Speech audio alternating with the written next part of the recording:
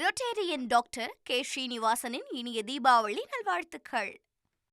நாடு முழுவதும் நடைபெற்று வரும் தீபாவளி கொண்டாட்டங்கள் தொடர்பான சில செய்திகளை பார்க்கலாம். தீபாவளி பண்டிகையை முன்னிட்டு பல்வேறு இடங்களில் உள்ள இறைச்சி கடைகளில் மக்கள் நீண்ட நேரம் காத்திருந்து இறைச்சிகளை வாங்கிச் சென்றனர்.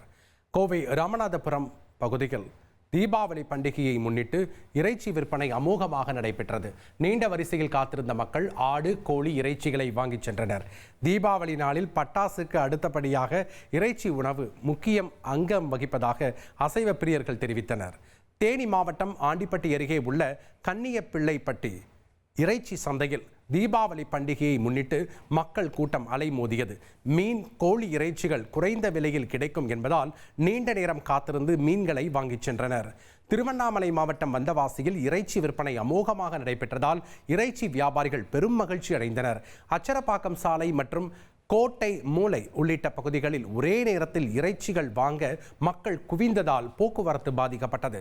திருப்பூரில் தீபாவளி பண்டிகையை முன்னிட்டு ஆட்டு இறைச்சி கிலோ 900 ரூபாய்க்கும் கோழி இறைச்சி கிலோ 230 ரூபாய்க்கும் விற்பனையானது. இறைச்சி விலையில் சிறிய மாற்றம் இருந்தாலும் மக்கள் நீண்ட நேரம் காத்திருந்து இறைச்சிகளை வாங்கிச் சென்றதால் வியாபாரிகள் மகிழ்ச்சி அடைந்தனர்.